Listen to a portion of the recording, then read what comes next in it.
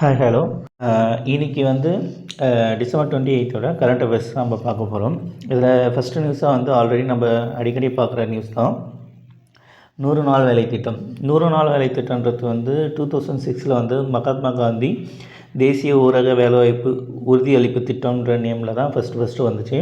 இப்போ ரீசெண்டாக என்ன பண்ணியிருக்காங்கன்னா, பார்லிமெண்ட்டில் வந்து ஒரு மசோதா தாக்கல் பண்ணாங்க.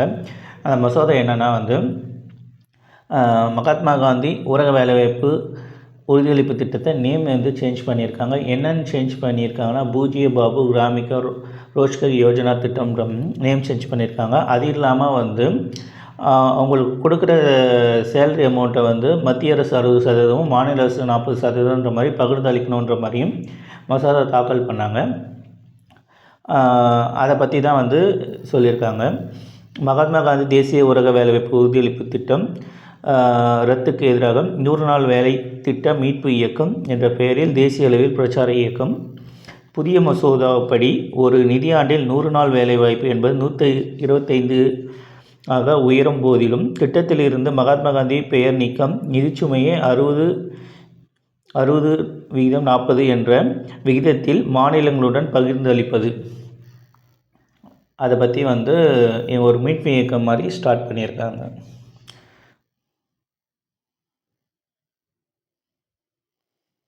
அடுத்ததாக வந்து தமிழக அரசு வந்து திருக்குறளோட பெருமையை வந்து மக்களிடையே எடுத்து செல்லும் விதமாக வருகின்ற 2026 முதல் ஆண்டுதோறும் ஜனவரி மாதத்தில் திருக்குறள் வார விழா கொண்டாட தமிழக அரசு சார்பில் அனுமதி வழங்கப்பட்டுள்ளது.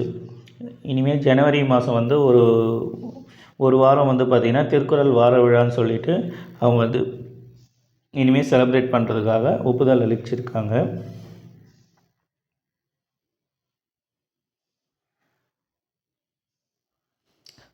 அடுத்த நியூஸும், புதிய ஊரக வேலைவாய்ப்பு திட்டத்தால் மாநில அரசு கூடுதல் செலவு. 40% வந்து மாநில அரசு பகிர்ந்து அளிக்கணுன்றதுனால இது அடிக்கடி ஊரக வேலைவாய்ப்பு திட்டத்தை பற்றி இப்போ திருப்பியும் ரிப்பீட்டடாக வந்துட்டு இருக்கு.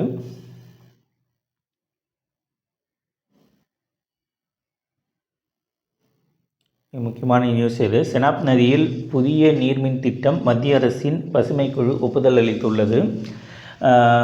இந்த நதியில் வந்து 390 மெகாவாட் உற்பத்தி திறனுடன் கூடிய நீர் துலாஸ்தி நிலை 1 என்ற பெயரிலான மின்திட்டம் மூலம் ஏற்கனவே கடந்த 2027 ஆண்டு முதல் மின் உற்பத்தி செய்யப்பட்டு வரும் நிலையில் தற்போது புதிதாக 260 மெகாவாட் உற்பத்தி திறனுடன் துலாஸ்தி நிலை 2 என்ற இரண்டாவது மின் உற்பத்தி திட்டத்தை செயல்படுத்த ஒப்புதல் அளித்துள்ளது. இப்போ வந்து சிந்து நீர் ஒப்பந்தம் பார்த்திங்கன்னா வந்து சிந்து மற்றும் அதன் துணை நதிகளின் நீர் பகிர்வை சுமூகமாக நிர்வகிக்க உலக வங்கியின் மத்தியஸ்தத்தின் பேரில் இந்திய பாகிஸ்தான் இடையே கடந்த 1960 சிந்து நதி நீர் ஒப்பந்தம் கையொப்பமானது. அதன்படி சிந்து நதியின் கிளை நதிகளான ஜீலம், செனாப் நதிகளின் நீரை பெறும் உரிமையை பாகிஸ்தான் பெற்றது. சிந்து நதியின் பிற கிளை நதிகளான ராவின்னு சொல்லுவாங்க, பீஸ், சட்லஜ் ஆகிய 3 நதிகளின் உரிமையை இந்தியா பெற்றது. ஓகேங்களா. செனாப்பும் இதில் நீங்கள் பார்த்தீங்கன்னா தெரியும். ஜீலம் செனாப்பும் வந்து யாருன்னா பாகிஸ்தான் கையிலையும், ராவி, பீஸ், சட்லஜ் இது 3மே வந்து இந்தியா கிட்டே இருந்துச்சு. இப்போ வந்து செனாப் நதியில் தான் மின் உற்பத்திக்கான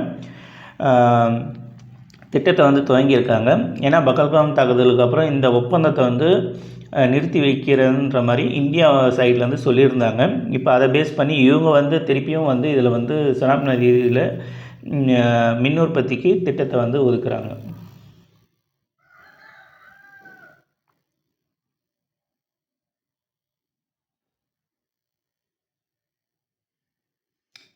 இதில் வந்து இம்பார்ட்டன்ட் பார்த்தீங்கன்னா, பிராகிருத மொழி செம்மொழி அந்தஸ்து வழங்கப்பட்டது கடந்த ஆண்டு. ஓகேங்களா. 2025 பார்த்தீங்கன்னா வந்து 2024 பார்த்தீங்கன்னா வந்து செம்மொழி பிராகிருத மொழிக்கு அந்தஸ்து வழங்கப்பட்டது. நம்ம தமிழ் மொழிக்கு எப்போ வழங்கியிருக்காங்கன்னு ஆல்ரெடி நம்மளுக்கு தெரியும். 2024 வழங்கியிருக்காங்க.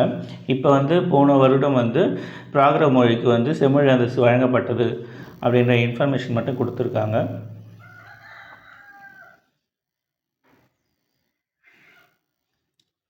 வெடிகுண்டு செயலிழப்பு அமைப்புக்கு புதிய தர நிர்ணயம். ஓகேவா. பிஎஸ்ஐ வந்து அவங்க பிஎஸ்ஐ சைட்லேருந்து ஒரு இன்ஃபர்மேஷன் கொடுத்துருக்காங்க. வெடிகுண்டு செயலிழப்பு அமைப்புக்கு பிரத்யேகமான புதிய தர நிர்ணயம் இந்திய தர நிர்ணய ஆணையம் BIS அறிமுகப்படுத்தியுள்ளது. என்னென்னா வந்து இந்திய இராணுவம், மத்திய ஆயுதப்படை, மாநில காவல்துறை உள்ளிட்ட பாதுகாப்பு அமைப்புகள் வெடிக்காத வெடிகுண்டுகள், கையெறி குண்டுகளால் அச்சுறுத்தல்களை எதிர்கொண்டு வருகின்றன. இதனை கையாள வெடிகுண்டு, பிளாங்கெட், பேஸ்கெட் மற்றும் இன்குபிட்டர்ஸ் ஆகிய 3 வகையான வெடிகுண்டு செயலிழப்பு அமைப்புகள் பயன்படுத்தப்படுகின்றன.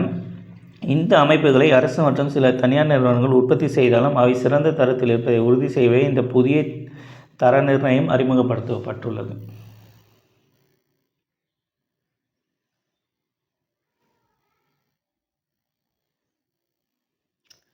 செஸ்ஸில் வந்து ஃபிடே வந்து உலக தரவரிசையில் வந்து சென்னை சிறுமி ரேணிகா வந்து 9வது இடத்துல இருக்காங்க.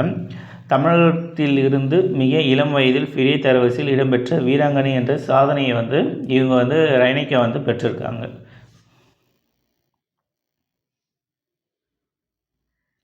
ஏற்கனவே எஸ்டர்டே வந்த நியூஸ் தான் இது.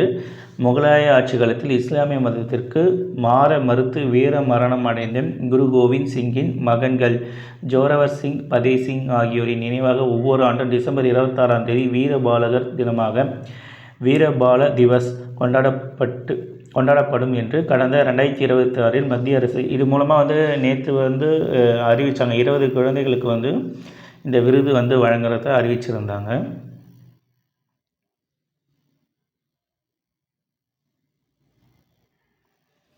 என்னோட கரண்ட் அஃபேர்ஸ் முடிஞ்சது. நன்றி.